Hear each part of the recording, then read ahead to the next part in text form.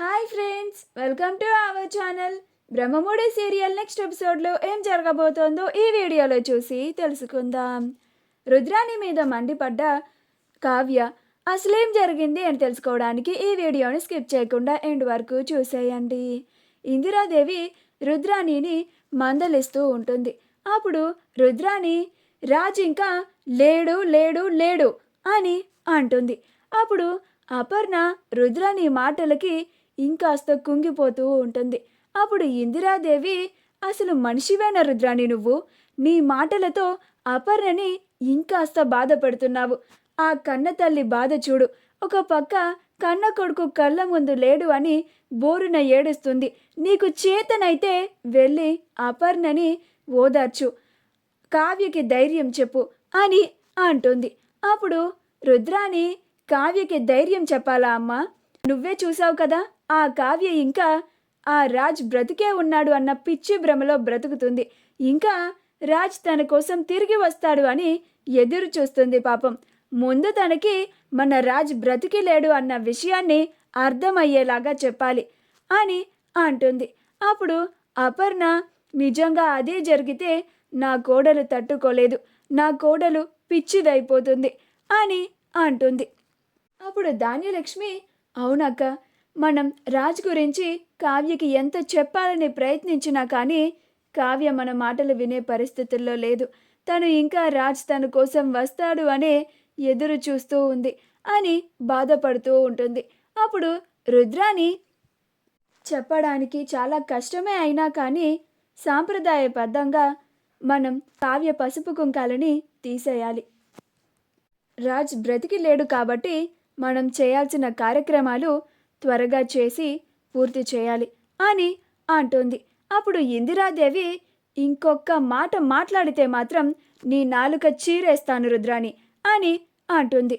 అప్పుడు రుద్రాణి, నేనేం తప్పుగా మాట్లాడానమ్మా? నేను ఉన్నదేగా అన్నాను. రాజు బ్రతికిలేడు అన్న విషయం మీ అందరికీ తెలుసు. ఆ కావ్య ఇంకా పిచ్చి భ్రమలో బ్రతుకుతూ ఉంది అన్న విషయం కూడా తెలుసు. కావ్యకి రాజు చనిపోయాడు అని అర్థమయ్యేలా చెప్పాల్సిన బాధ్యత మన పైన ఉంది అని అంటుంది. అప్పుడు స్వప్న, బాధ్యత గురించి నువ్వు మాట్లాడుతున్నావా అత్త అని అంటుంది. అప్పుడు రుద్రాణి, అవును, ఎంత కాకపోయినా నేను రాజ్ని నా మేనల్లుడిగా చూసుకున్నాను, నాకు మాత్రం బాధ ఉండదా అని అంటుంది.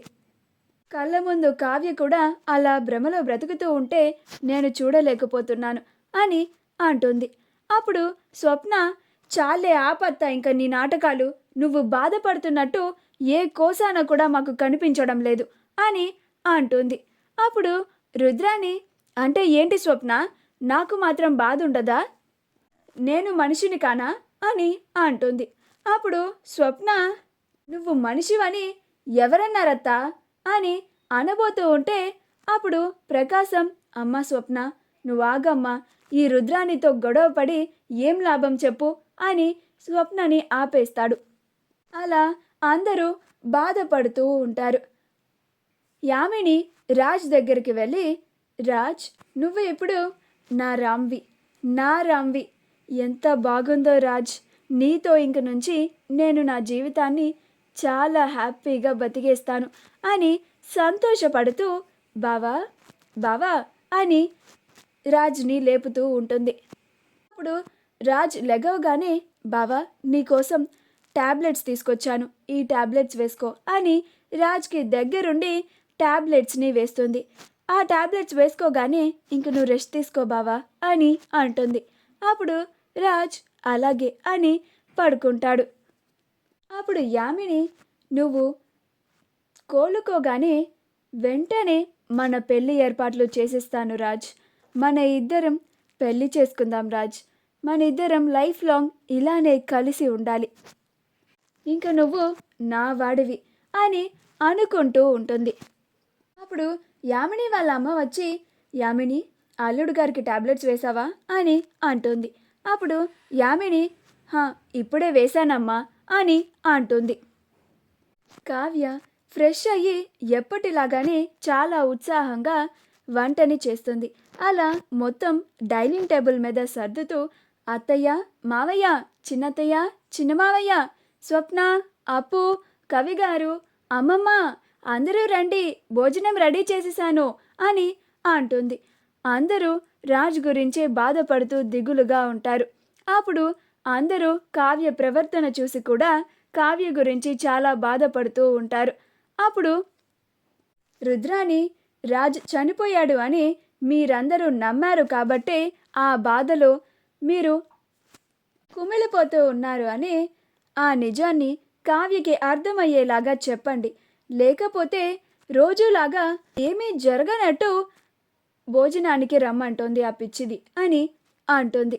అప్పుడు అపర్ణ నా కోడల్ని ఏమన్నా అంటే మాత్రం ఊరుకునేది లేదు రుద్రాని అని అంటుంది. అప్పుడు కావ్య ఏంటత్తయ్యా, ఏంటామమ్మా, ఇందాక నుంచి భోజనానికి రమ్మంటే ఒక్కరు కూడా ఉలికడం లేదు పలకడం లేదు అని అంటుంది.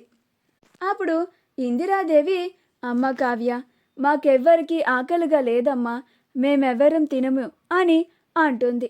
అప్పుడు కావ్య అదేంటమ్మమ్మా అలా మాట్లాడుతున్నారేంటే, మీకు అసలే ఆరోగ్యం అంతగా బాగోదు కదా, మీరు టైంకి భోజనం చేయాలి కదా, రండి అత్తయ్య గారు, మీరు కూడా భోజనం చేయడానికి రండి, అందరూ రండి, ఏమైందని ఇప్పుడు అందరూ ఇలా బాధపడుతూ కూర్చున్నారు అని అంటుంది.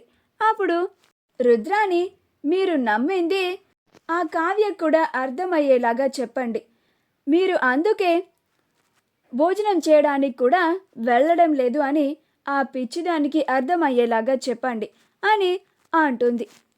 అప్పుడు కావ్య ఏం మాట్లాడుతున్నారు రుద్రాని గారు మీరు అని అంటుంది. అప్పుడు రుద్రాని రాజ్ చనిపోయాడు, కానీ నువ్వు మాత్రం ఆ నిజాన్ని నమ్మడం లేదు, నువ్వు తప్ప ఈ ఇంట్లో అందరూ అదే నిజము అని నమ్ముతున్నారు అని అంటుంది. అప్పుడు కావ్య నా భర్త గురించి ఇంకొక్కసారి తప్పుగా మాట్లాడితే మాత్రం అస్సలు ఊరుకోను రుద్రాని గారు అని అంటుంది. అప్పుడు రుద్రాని నువ్వు నన్ను తిట్టినా ఏం చేసినా అదే నిజం కావ్య అని అంటుంది. అప్పుడు కావ్య లేదు, నా మనసు చాలా గట్టిగా చెప్తుంది, ఆయన ఇంకా బ్రతికే ఉన్నారు, నా కోసం తిరిగి వస్తారు, ఆ దేవుడు నా కోసం నా భర్తని అతి త్వరలోనే నా కళ్ళ ముందు తీసుకొచ్చి నిలబెడతాడు, అప్పుడు ఆ రోజు మీరందరూ నేను తప్పు కాదు, నేను అనుకున్నది నిజము అని మీరు కూడా నమ్ముతారు, చూస్తూ ఉండండి అని అంటుంది. అప్పుడు అపర్ణ అమ్మ కావ్య అని బాధపడుతూ ఉంటుంది. అప్పుడు కావ్య అత్తయ్య గారు, మీరు ఆవిడ మాటలేమీ పట్టించుకోకండి, నన్ను నమ్మండి, ఆయన ఖచ్చితంగా తిరిగి వస్తారు, రండి మీరు భోజనం చేద్దురు గాని అని అంటుంది. మా వీడియో కనుక మీకు నచ్చినట్లయితే లైక్ చేయండి, షేర్ చేయండి, మా ఛానల్ని సబ్స్క్రైబ్ చేసుకోండి, పక్కనే ఉన్న బెల్ ఐకాన్ని క్లిక్ చేయడం మాత్రం మర్చిపోకండి.